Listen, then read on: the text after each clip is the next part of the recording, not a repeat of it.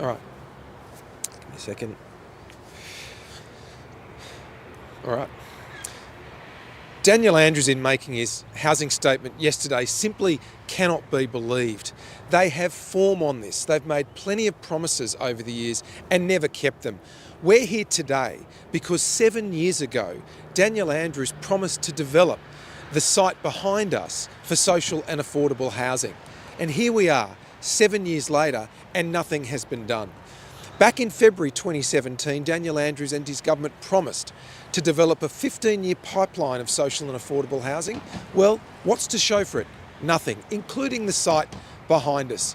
Whether it's the Commonwealth Games, whether it's major projects, Daniel Andrews and his government sadly have a track record of failing to deliver. And if they do anything, it's always over budget and behind schedule. We've seen this with the Commonwealth Games, where Daniel Andrews wasted $380 million. We've seen very little detail in yesterday's housing statement, and we have concerns about whether any of the costings actually stack up at all. Remember, with the Commonwealth Games, the Andrews government costed that on the back of an envelope, and it seems from the little information we have about the housing statement that they've costed that on the back of a coaster. Victorians are entitled to more detail about the housing statement that's been delivered yesterday. Victorians in growing numbers are waiting for opportunities to access not just social and affordable housing, but more broadly, Victorians want to be able to realise their aspirations to own their own home. And I want young people and people who've come to this state from other countries around the world to know that there's no reason to lose hope. The opposition believes genuinely in home ownership. Daniel Andrews doesn't believe in home ownership. Just last year, he said that in his view, most people are happy to rent. Well, I've had to rent during my life, but I, like a lot of other people, had an aspiration to one day own my own home. And I want that for all Victorians, particularly young people and new Australians who have chosen Victoria as their home so they can live here as well. But the key to realising the aspirations of home ownership for Victorians is going to need to be in the form of lower tax and lower costs so that we don't discourage investment in residential construction, which we're going to need to see right across our state. What Daniel Andrews is doing, whether it's payroll tax, whether it's land tax, whether it's work cover tax, and now a new holiday tax, he's making it harder for Victorians to access a home because all of those extra taxes will come out in the form of higher construction costs and therefore higher housing prices. We see the world differently and have a different vision. It's a vision where we make Victoria a destination for investment in residential construction, so there'll be more houses available for people to purchase, and we don't price people out of the market through higher taxes, which is what Daniel Andrews is doing. There's no cause to despair. There is a hopeful future, but we're going to have a different approach, one which is a low tax approach, and that's the approach that we want to champion over the next few years. I'll hand over to Jess. Thanks very much, John. And the housing statement this week, released by the Andrews government, does nothing to actually address getting more Victorians into the housing market and allowing particularly more young Victorians realise their dream of owning their own home. The housing statement only delivers one reference to home ownership. One reference to home ownership in a statement that was meant to look at housing supply right across Victoria. And that reference is in relation to a program where the government will co-own your home. As John has said, Victorians do want to own their own home. I speak to people every single day who are renters now, but aspire to one day own their own home. But the barriers when it comes to tax make that very, very difficult. Whether it's stamp duty, whether it's land tax, forcing people out of the investment market and taking renters out of that market, then we actually need to address the structural problems in the system. And what this statement doesn't do, it does not look at tax reform. In fact, we've seen the introduction of another tax, a holiday tax. At times, Victorians can least afford it. At time when Victorians want to go on holiday, take their family down the coast or into regional Victoria, we're seeing the Andrews government introduce a new tax under the guise of housing supply when it will do nothing to increase housing supply in Victoria. This is a government that likes to talk about big targets, 80,000 new homes. At the moment, we're currently delivering around 55,000 new homes each year. How are we going to build these new homes when we have a residential construction sector in crisis? Just earlier this year, we saw the collapse of Porter Davis, a volume home builder that left 1,500 Victorians stranded with half-built homes. Yet we're seeing the government put forward these big targets and hide behind these big targets rather than actually addressing the structural issues that will make it easier for Victorians to buy their own home and to actually be able to realise the dream of home ownership that will bring with them financial security for the rest of their lives. We want to provide Victorians with that hope. That's why we have put out a tax reform discussion paper that will look at issues like stamp duty. Stamp duty that makes it harder to save for a deposit for a young person, makes it harder to downsize a home and keeps larger homes off the market. We're going to look at that.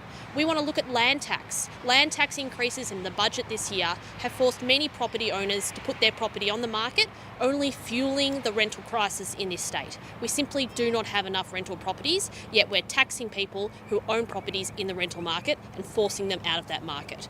We want to change that equation, and that's why we've put forward a tax reform paper that will look at these structural issues. Thanks, Jess. Any questions? What's the better scenario though in terms of trying to speed up approvals? Is it better in the hands of councils or any state government? Yeah, well, let's be clear. Daniel Andrews is sitting on numerous planning applications that they haven't approved. And just yesterday, the Planning Minister, Sonia Kilkenny, quickly approved a number of projects that had been sitting on her desk, in some cases up to 18 months. So the Andrews government, sadly, itself is the worst culprit of planning delays. Yes, there is scope to reform the system, but Daniel Andrews is the worst offender when it comes to sitting on planning applications. Councils can do better and must do better, but Daniel Andrews has to do better because his government is sitting still to this day on many planning applications.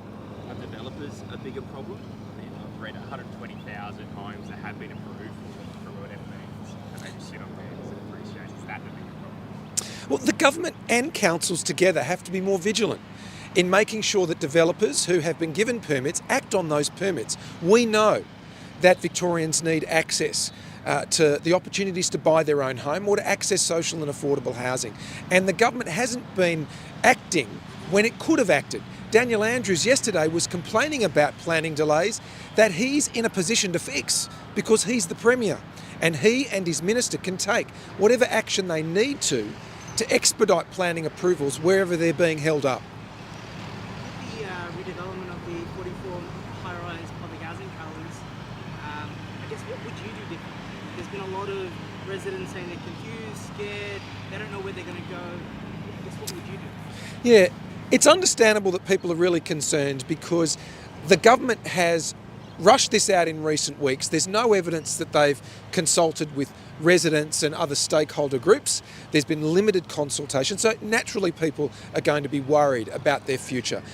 We all want social and affordable housing to be at a standard which is, in keeping with community standards of the state of those buildings, that are energy efficient and provide people access to the allied services they need, whether it's public transport or mental health. We all want that. Our concern is that the Andrews government doesn't have a track record of delivering any projects. We're here today in front of this site because 7 years ago, Daniel Andrews promised to develop it for social and affordable housing, and you can see for yourself, it hasn't been delivered. So the government has form on not delivering on the promises it makes. Well, I guess also another thing about this development is that the government needs to need to become experts in relocating people from, vulnerable people from public housing towers. Do you have confidence they can do that? The government hasn't been able to do that. We saw during COVID how it treated people in our social and affordable housing units. They don't have a great track record at respecting the interests and the needs of people in those residences. So we have concerns about that. We'll be interrogating the government further when Parliament resumes in a couple of weeks. But the government has form on just racing out announcements without properly consulting with people and taking them with them. And it's in keeping with the way Daniel Andrews has run his government, particularly in recent years. Everything's being centralised. People are told at the last minute, given very little information about what's involved, and naturally they're going to be concerned.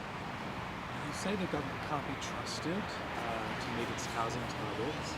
Do developers and councils then need strict targets for the so-called activity centres or precincts? Yeah, I'll get Jess to say a few things about this too, but we certainly believe that there need to be incentives in place to encourage councils to reach targets in terms of development, to provide homes and other opportunities for people to put a roof over their head. So we certainly believe that there needs to be a case for that, and that was part of some principles that Jess and others released in recent weeks. I might get Jess to speak on that now. So we do believe that the government could work far more closely with local councils to actually put in place housing targets. We've seen a large target of 80,000 homes or 800,000 homes over the next decade put in place by this government, but no clarity around where those homes will be built or what those dwelling types will be. We've just seen suggestions from the government that largely that will need to be apartments because of the scale of the build required. But we know Victorians want a range of different dwelling types. We know there are many Victorians who are seeking a house with a backyard, others that are looking for townhouses, and of course those that are looking for apartments. And by working with local councils, we could put in place targets for each local government area to make sure it meets the needs of that community and also give local residents input into that decision making. We're currently seeing from what the government is proposing to strip local residents of their say, their ability to have a voice in their own community of what development and appropriate development looked like, whereby you could actually take them along that journey, work with local councils, work with local residents to put in place targets, and then incentivise those local councils to meet those targets. And we've suggested financial incentives could be in place for councils that meet and exceed those targets, and then any financial incentives could be reinvested into local infrastructure. So there's lots of opportunity in this place, in this stage, to work with local government rather than punish local residents for what is their neighbourhood, their local amenity, and in the long term we want to see local residents' voices be heard. You've backed in incentives. What about giving councils or developers a rap over the knuckles so they don't meet the targets? What about disincentives? Well, Brody, developers will have permit conditions and they'll be at risk of losing those permits if they don't meet those conditions. So I think it's certainly something that most people would find reasonable for councils and the government, where the government's involved, to say to developers, you're being given a permit to do something within a certain period of time, subject to these conditions. You're expected to meet those conditions if you want to remain the permit holder in this case. So there are things we can do to drive that. And the only other I'd add to that is that while we've seen 120,000 permits issued over the past period, and they're now sitting there and there isn't development underway or there isn't construction underway, if you listen to many of the people involved in that, they'll say that's because they simply can't find construction firms to do the work. And that goes back to the bigger issue here is, how are we going to build these homes? A house won't build itself. We need residential construction to be able to actually meet the demand in this sector. And when we're seeing volume builders like Porter Davis collapse and insolvencies in the construction sector every single day, there's real concern about the delivery of these homes and the ability to deliver all these new houses. So we actually need to make sure we're addressing the problems in the construction sector, and many of them actually stem from the government's own big build projects that are pulling labour and supplies and pushing up the cost of both labour and supplies, making it very, very, very difficult to build a home and build a home that's affordable. Can I just ask you, John, about Sure. the COVID inquiry? Yeah. What's your response to the terms of reference that the Prime Minister has put out? Well, look, I think it's a good thing that there've been inquiry into the way COVID is conducted, was conducted by governments. It's certainly a good thing, and we want the lessons to be learned from the way COVID was handled. We know that here in Victoria, we suffered disproportionately by the way the Andrews government handled it. There were some things I would say the government did well early on, but throughout COVID there were many examples of where the government overreached and where it simply got it wrong, to the expense of the Victorian people. And so any inquiry that sheds light on the lessons that can be learned is to be welcomed. I am concerned if there are carve-outs so that state governments aren't subject to the full opportunities that this inquiry might entail. So we want state governments, all of them, not just Victoria, but all states to be involved in this so that there can be a comprehensive review into the way governments responded, particularly here in Victoria where we saw our economy unnecessarily smashed and lockdowns which went longer than anywhere else in the country. So we want to avoid those sorts of things in the future. Is it a shame that if there wasn't a Royal Commission, it's just an inquiry? Yeah, the Royal Commission would have had powers to summon witnesses and documents, and that's a missed opportunity, and we won't get the full scope of what's possible in a Royal Commission with this inquiry. So if there's any ability for the Albanese government to review its position on this, then we would invite it to do so, because although COVID's now behind us, many of its legacy issues continue to affect us. And if ever something were to arise in the future, we would want to make sure that we've learnt the lessons properly, and this inquiry risks us missing some of those lessons.